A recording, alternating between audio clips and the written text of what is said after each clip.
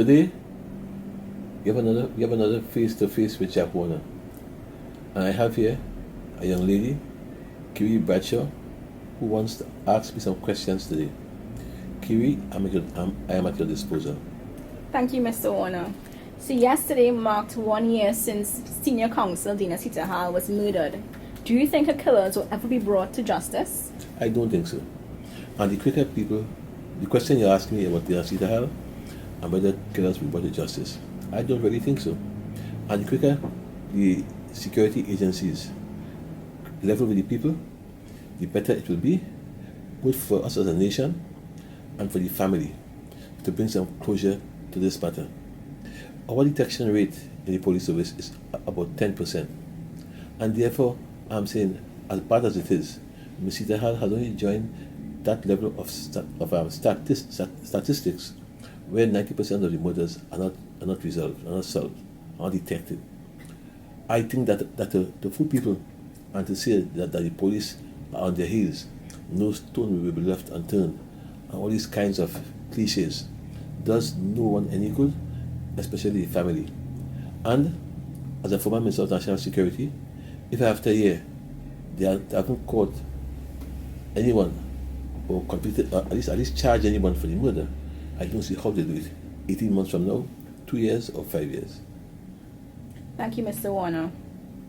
All right, also, recently the Minister of Health, Dr. Fuad Khan, made a number of changes to rules in relation to patient care at all public hospitals. What are your views on this? Do you agree with the changes? I don't have enough detail about the changes. What I do know, there are some protests outside there.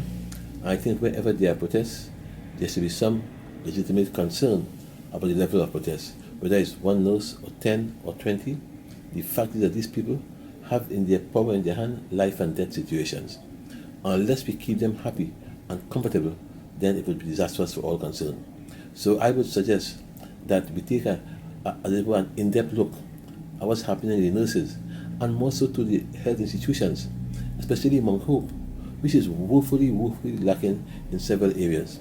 Look at those, see how best we can correct those, and let us keep out all the vitriol and all the rhetoric and so on, but just tend to the nation's health business, and that will be my best advice to all concerned. So, Mr. Warner, as you rightfully mentioned, there are some grumbling going on with the nurses. Actually, Trinidad and Tobago Registered Nurses Association, they are actually calling for the minister's resignation. Do you think he should resign? I don't really think so. There should be a meeting of the minds, yes. Mm-hmm. But in any event, what would a new Minister of Health do that's different with a government that has to leave office in 3 months' time, at max? And therefore, it seems to me in the short term, the best thing to do is to try to sit with nurses to resolve their grievances, because no new Minister of Health will succeed. It takes one about 6 months to understand a ministry when you're just appointed, and therefore the new one, if at all, will be out of its depth, and things may be much worse than they are at present. So for me, as an ILP government, the best answer to this is to sit and talk. And talk. I mean, don't talk down to anybody, don't talk across to anybody, talk with people. The nurses with the minister, and the minister with the nurses.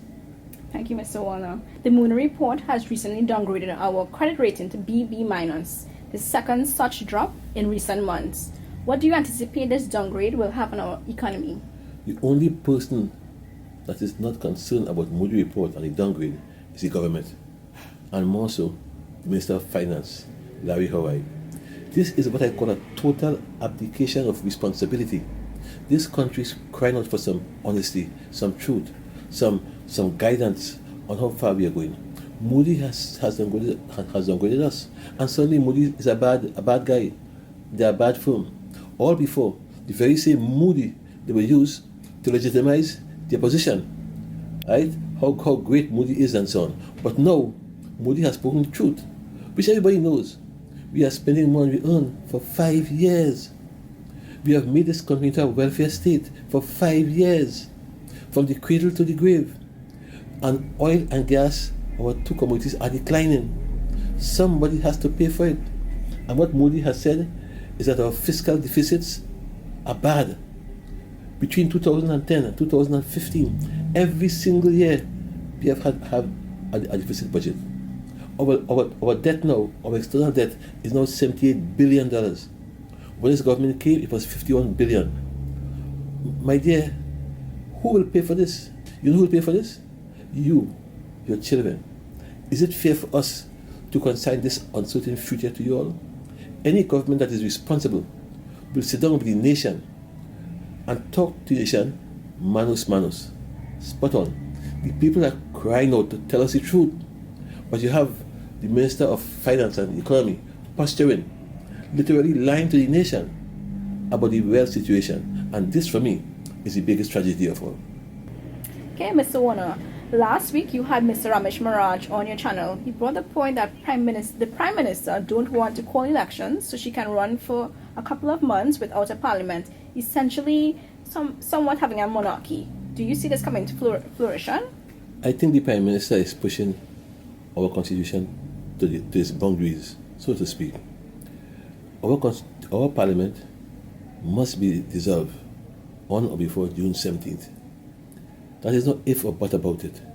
And when it's dissolved, the only persons who will be in charge will be the Speaker of the House and the President of the Senate. What follows after is that the Cabinet will function, and Cabinet can function based on the fact that there could be any emergency or contingencies as the case may be. But you have 35 days to call an election after that. And therefore the Prime Minister can call election as early as July 24th if she wishes, if she's serious. But more importantly, what is for me distasteful is the fact that we said before, when I was a member of the Cabinet of Mrs. Prasad Bisesa, we said that we shall have fixed date for elections. The British government, the one in England, they also said the same thing because they too had the elections in May 2010. They have put a fixed date for their election.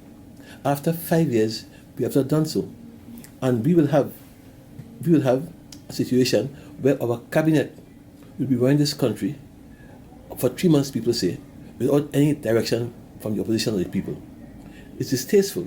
But worse is I want to add to you, to say she has until September, that is undemocratic. The 3-month period has been given in the event you have earthquakes, hurricane, and other contingencies. That window was meant for that purpose. It wasn't meant to use to your advantage and to use the resources of the state to make yourself look good. Ms. Bradshaw, let me tell you, if for 5 years you haven't made yourself look good, if for 5 years you're not smelling like a rose, would 5 years and 3 months make a difference? The Prime Minister should do the honorable thing and call the election, because the legacy she will leave is one that she'll regret.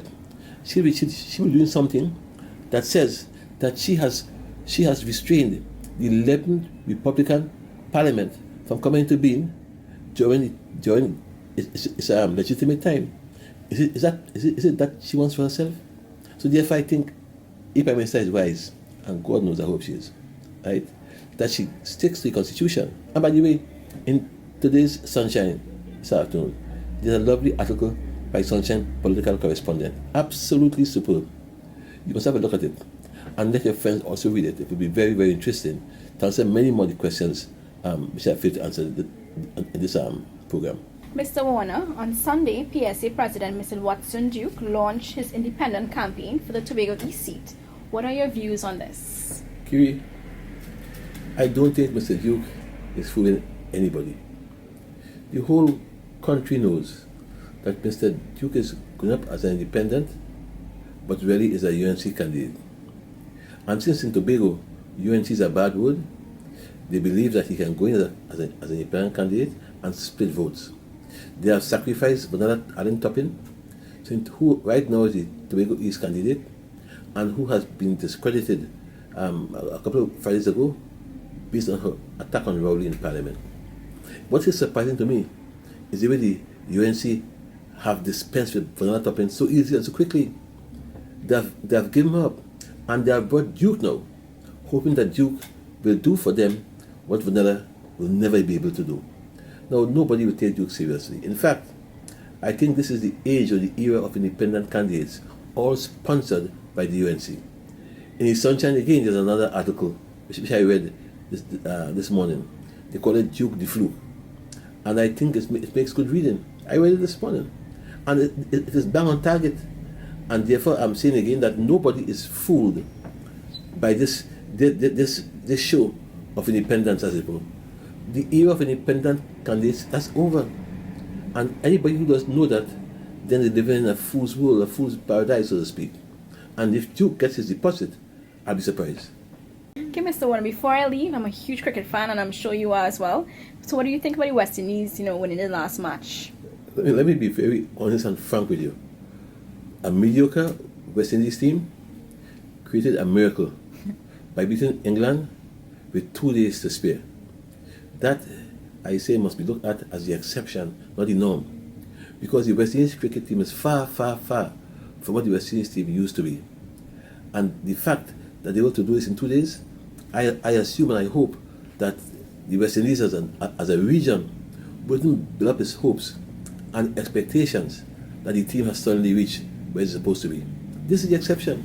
And this team has so many ups and downs that you don't even know sometimes where to stand. On a good day, they can be very, very good. On a bad day, believe me, they're terrible. And with those kinds of different situations, it's difficult to predict. So all I'm saying is, West Indies, for me, West Indies didn't win so much, but England lost. And I think that I want to warn you, do not put your hopes too heavily on the West Indies cricket team.